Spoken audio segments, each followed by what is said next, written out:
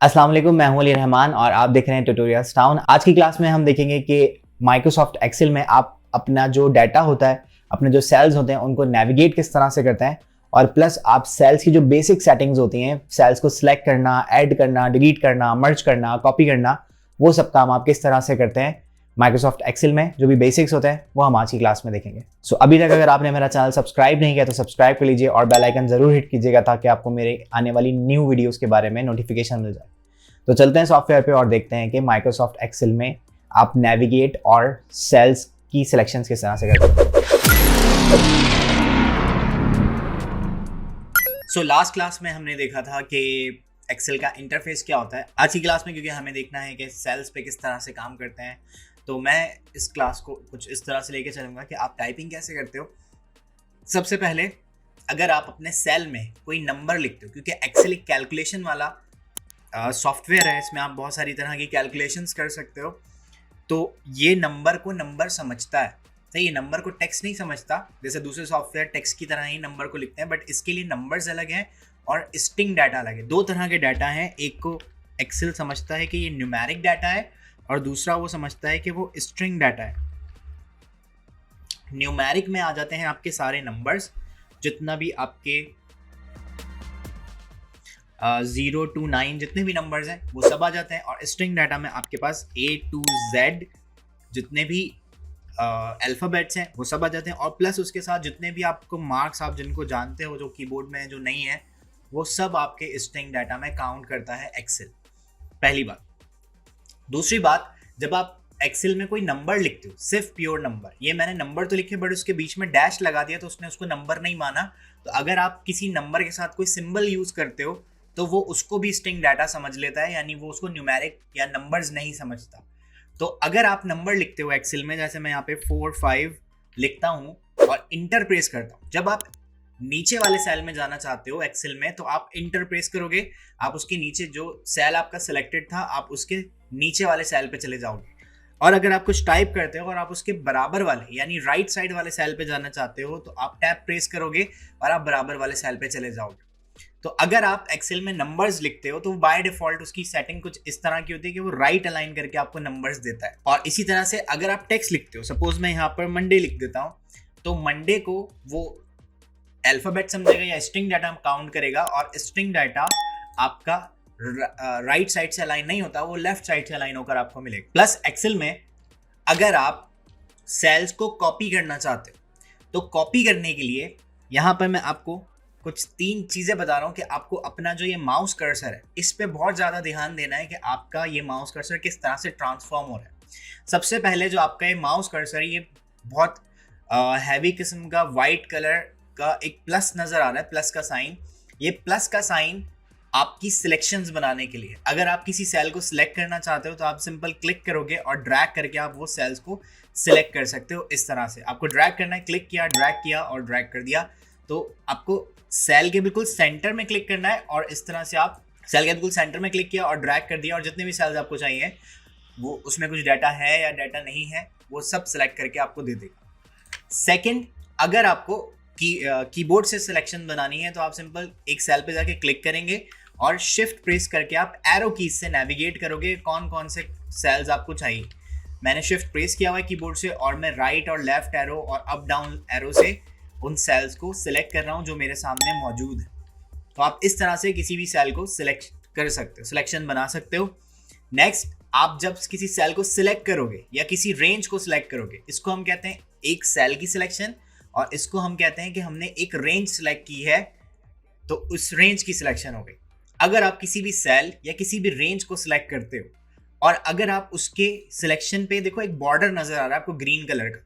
Different version में हो सकता है, किसी में ब्लैक नजर आए, किसी में, तो मैं जो वर्जन यूज कर रहा हूँ वो है 2016, और आप कोई भी वर्जन यूज करोगे तकरीबन सेम ही होता है। बेसिक वर्किंग सबकी सेम होती है, हर वर्जन में कुछ कुछ इंटरफेस में चेंजिंग्स आती रहती हैं,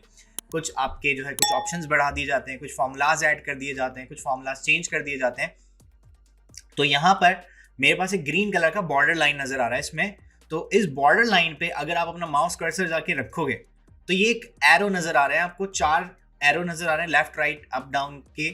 एरो नजर आ रहे हैं, एक ट्रांसफॉर्मेशन का मार्क नजर आ रहा है, इसको हम ट्रांसफॉर्मेशन का आइकन कहते हैं। तो ट्रांसफॉर्मेशन का आइकन आपको इस बॉर्डर लाइन पे नजर आएगा और इस बॉर्डर लाइन का के ऊपर से मैं इसको उठाता हूं और इसको ट्रांसफॉर्म कर सकते हो आप किसी भी सेल को या किसी भी रेंज को। आप चाहते हो कि ये रेंज यहाँ पर नहीं होनी चाहिए, मैं इसको यहाँ से सिलेक्ट कर लेता हूँ और इस रेंज को आपने चेंज करना है उठा के, मतलब इसको शिफ्ट करना है, कहीं और चेंज करना है उठाकर, तो आप इस तरह से इसको मूव भी कर सकते हैं।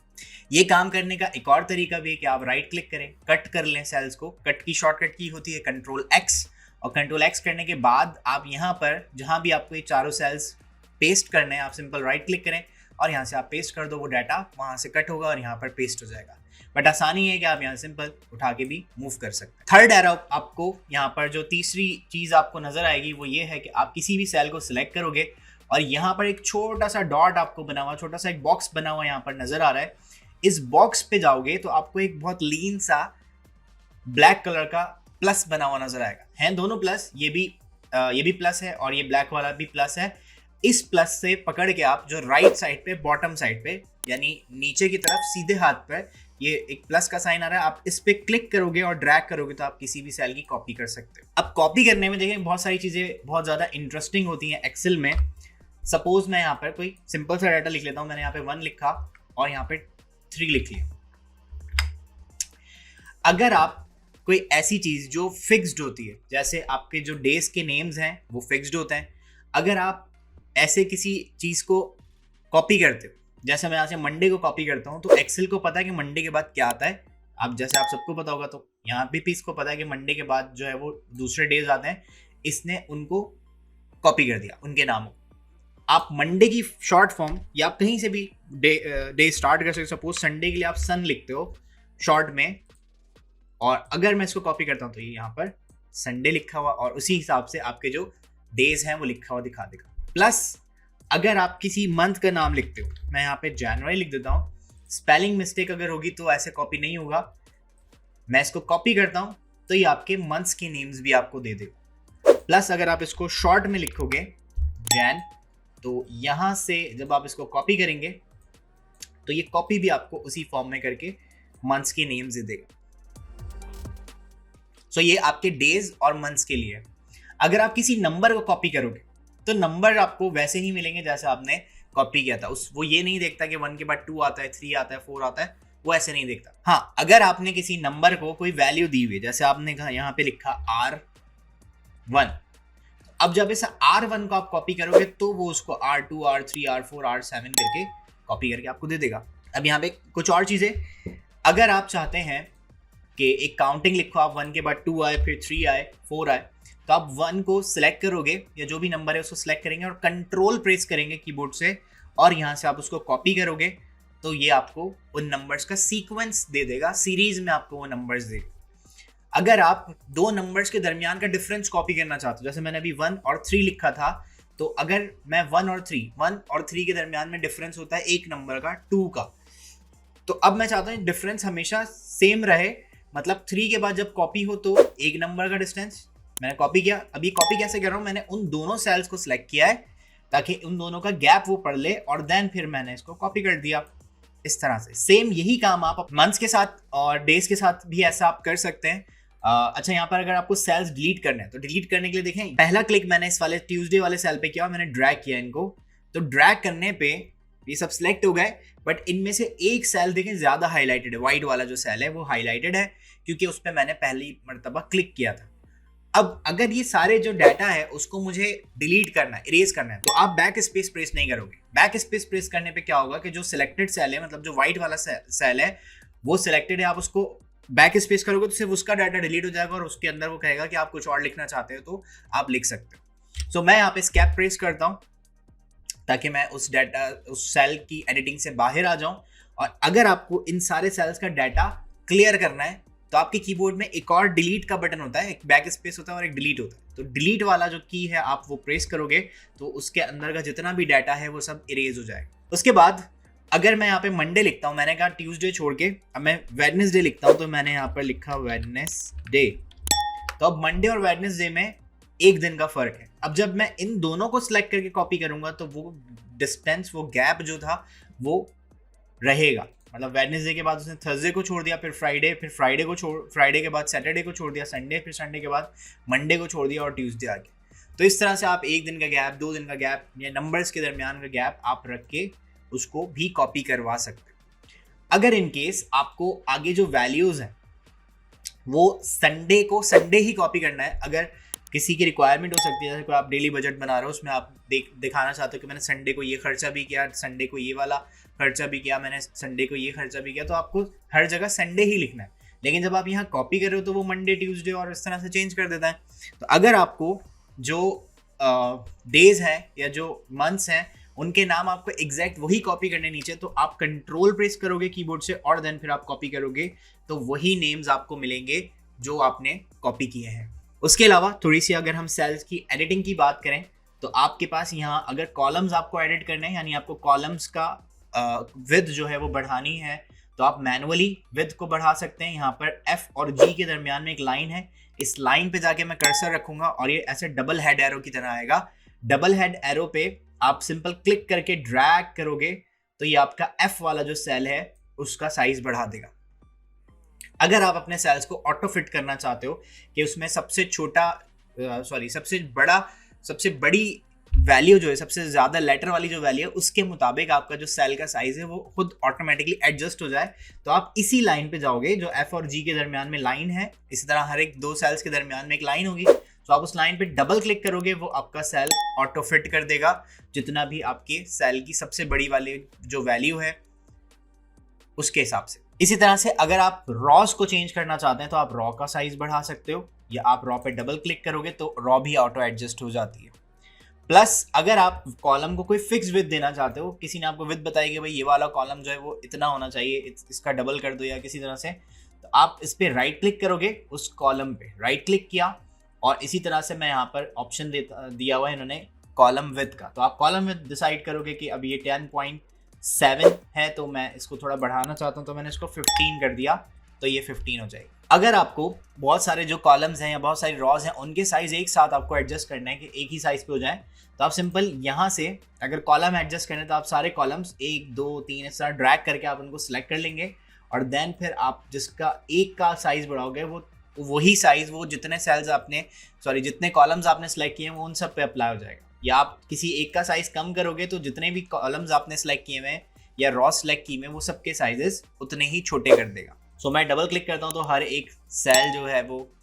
हर एक कॉलम जो है वो अपनी वैल्यूज के हिसाब से एडजस्ट हो जाएगा। मैंने सबको सिलेक्ट किया एंड देन डबल क्लिक कर दिया, किसी भी 2 सेल के दरमियान वाली जो लाइन है वहां पे आप क्लिक कर दोगे तो ऑटोमेटिकली आपका डाटा एडजस्ट हो जाएगा। उसके बाद अगर आपको कोई सेल्स डिलीट करने हैं तो आप सिंपल क्लिक करोगे, कोई कॉलम आपको डिलीट करना है तो आपने कॉलम पे क्लिक किया और राइट क्लिक करके आप यहाँ पे डिलीट कॉलम कर सकते हैं। ये 2 रॉज ऊपर एक्स्ट्रा आ रही हैं, इन 2 को सिलेक्ट किया मैंने और राइट क्लिक करके मैं इन रॉस को डिलीट कर सकता हूँ, तो इस तरह से मैंने डिलीट कर दिया। अगर मुझे कोई सेल्स मर्ज करने हैं, जैसे ये मेरे पास एक डाटा है ये ऊपर वाला, इस डाटा को मैंने सेलेक्ट किया और इसको मैं कोई कलर फिल करना चाहता हूँ या मैं पहले मर्ज कर लेता हूँ। अगर आप इस डाटा को मर्ज करना चाहते हैं तो आप राइट क्लिक करेंगे, अगर आप इस डाटा को मर्ज करना चाहते हैं तो आप सिंपल सिलेक्ट करोगे इसको और सिलेक्ट करने के बाद यहाँ ऊपर आपको ऑप्शन देगा मर्ज एंड सेंटर का, तो यहाँ से आप सेल्स को मर्ज कर सकते हैं और दोबारा इस बटन पे आप क्लिक करोगे तो वापस से वही सेल्स अनमर्ज हो जाएंगे, जैसे आपने मर्ज किए थे वो वैसे ही वापस आ जाएंगे। तो मैं यहाँ पे मर्ज कर लेता हूँ और देन फिर मैं यहाँ पर लिख लेता हूँ डेली बजट। उसके बाद अगर आपको कोई एक्स्ट्रा सेल ऐड करना है या पहले कलर देख लेते हैं, मैं इसको सिलेक्ट करता हूँ। कलरिंग करने के लिए जो बकेट बना हुआ है ये आपके सेल का कलर है। सपोज मैं सेल को ब्लैक करना चाहता तो मैंने ब्लैक कर दिया, बट ब्लैक पे मेरा जो टेक्स्ट था वो अब नजर नहीं आ रहा, तो मैं यहाँ पर ये जो ए लिखा हुआ है और इस पे आप क्लिक करोगे तो यहाँ पे आप मल्टीपल, ये जो ए लिखा हुआ है ये टेक्स्ट का कलर है, आप यहाँ से जाके टेक्स्ट को कलर दे सकते हो और ये आपके सेल्स का कलर है। उसके अलावा अगर आपको इस सेल का जो फॉन्ट है वो चेंज करना है तो यहाँ पे फॉन्ट के बहुत सारे स्टाइल्स आपको दिए गए हैं, जो भी आपके कंप्यूटर में इंस्टॉल्ड हैं आप वो यूज़ कर सकते हो। फॉन्ट का साइज़ अगर आपको बढ़ाना है तो आप यहाँ पे साइज़ लिख सकते हो या यहाँ से ग्रो और श्रिंक भी कर सकते हैं इन बटन्स को यूज़ करते हुए। इसके अलावा अगर आपको किसी सेल को बोल्ड करना है, जैसे ये दोनों मैं हेडर बनाना चाहता हूँ तो सिलेक्ट करके यहाँ से बोल्ड कर दिया तो ये बोल्ड हो जाएंगे। अगर आप इनको इटैलिक करना चाहते हो तो इटैलिक भी कर सकते हो और प्लस आपको अंडरलाइन करने तो आप अंडरलाइन भी कर सकते हो। जो भी सेटिंग्स आप यहाँ पर यूज करना चाहो।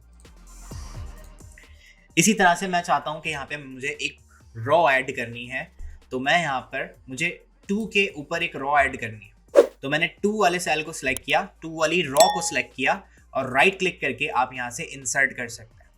या रॉ की इंसर्ट करने की शॉर्टकट की है कंट्रोल और प्लस आप नम प्लस वाला जो है वो यूज करोगे।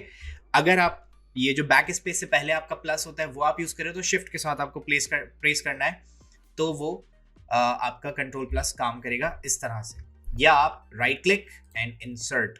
सो इंसर्ट करेंगे और यहाँ पर आपके पास ये सेल्स आ जाएंगे। ये मर्ज नहीं है, ये अनमर्ज सेल्स हैं, तो मैं इन दोनों सेल्स को सिलेक्ट करके मर्ज करना चाहता हूँ। यहाँ से मैं कलर चेंज कर लेता हूँ इसका, और प्लस इन दोनों को सिलेक्ट किया, इसको भी मर्ज कर दिया, और यहाँ से देन इसका भी हमने कलर चेंज कर लिया डार्क ब्लू, और इसका भी कलर इसको मैं मर्ज नहीं करना चाहता, मैं सिर्फ इसका कलर चेंज करना चाहता हूँ। इसको मैंने नाम दे दिया कि ये है सीरियल नंबर, और इसका फॉन्ट साइज क्योंकि बहुत ज़्यादा बड़ा है तो हमें यहाँ नज़र नहीं आ रहा, हम उसका साइज कम कर लेते हैं, फॉन्ट साइज, और बराबर में गए हम, इसका हम फॉन्ट नॉर्मल फॉन्ट कर लिया क्योंकि उस फॉन्ट पे वो नज़र नहीं आ रहा था। और यहाँ पर मैं लिखना चाहता हूँ कि ये हैं हमारे डेज और ये हैं हमारे मंथ्स। सो इस तरह से आप किसी भी सेल्स को कोई कलरिंग देना चाहते हैं, आप इसको डिफरेंट कलर देना चाहते हो तो यहाँ से आप कलर दे सकते हैं। ये मैंने इसको कलर दे दिया, और इसमें भी एक कलर देना है तो यहाँ से आप दूसरा कलर भी इसको दे सकते हो। अगर आपको बॉर्डर्स, अच्छा ये जो बॉर्डर्स आपको नजर आ रहे हैं ये आपके काम करने के लिए सिर्फ आपको नजर आते हैं। अगर मैं कंट्रोल P प्रेस करता हूँ फॉर प्रिंट प्रीव्यू और प्रिंट, तो यहाँ पर वो सेल्स जो आपको काम करते हुए नजर आ रहे हैं उनकी लाइंस, उनके बॉर्डर्स यहाँ नजर नहीं आएंगे। तो उसके लिए हम इसको स्कैप करते हैं और देन फिर मैं यहाँ से सबको सिलेक्ट करता हूँ। जितने एरिया को आपको बॉर्डर लगाना है आप उसको सिलेक्ट कर लेंगे इस तरह से, एंड देन यहाँ पर आपके पास बॉर्डर्स हैं, बहुत सारे ऑप्शंस हैं, कंफ्यूज होने की ज़रूरत नहीं है। आप सिंपल इसका नाम पढ़ोगे, ये है बॉटम बॉर्डर, यानी जो भी हमारी सिलेक्शन है उसके बॉटम पे या बिल्कुल नीचे जो भी हमने सेलेक्ट किया हुआ उसके नीचे बॉर्डर आ जाएगा। इससे टॉप वाली साइड पे बॉर्डर आएगा, इससे लेफ्ट पे, राइट पे, अंदर के राइट पे नहीं, जो आपने सिलेक्शन बनाई हुई उसके राइट पे या उसके लेफ्ट पे बॉर्डर्स आ जाएंगे। मैं चाहता हूँ कि जो भी लाइन है सब पे बॉर्डर आ जाए, तो मैंने यहाँ से जाके ऑल बॉर्डर कर दिया, और प्लस जो बाहर वाला बॉर्डर है वो मैं चाहता हूँ वो थिक हो, तो यहाँ पे एक ऑप्शन है थिक आउटसाइड बॉर्डर, इससे आप क्लिक करोगे तो आउटसाइड बॉर्डर थिक हो जाएंगे। सो इस तरह से आप कोई भी फॉर्मेटिंग कर सकते हो। अगर आपको यही डाटा अगेन कॉपी करना है तो आप सिंपल इसको कंट्रोल C से कॉपी करेंगे और बराबर वाले सेल में जाके आप कंट्रोल V से पेस्ट कर सकते हैं। सो इस तरह से आपके पास जो भी डाटा है वो आप इस तरह से टाइप कर सकते हैं, इस तरह से लिख सकते हैं, और इस तरह से आप कॉपी पेस्ट कर सकते हैं। सो ये थी आज की क्लास, अब आपको पसंद आई होगी, समझ में आई होगी, और समझ में आई तो लाइक कर दीजिए और चैनल को सब्सक्राइब कर लीजिएगा और बेल आइकन जरूर हिट कीजिएगा ताकि आपको मेरी न्यू आने वाली जो वीडियोस हैं उनकी नोटिफिकेशंस मिल जाए। तो मिलते हैं नेक्स्ट क्लास में, तब तक के लिए अल्लाह हाफिज।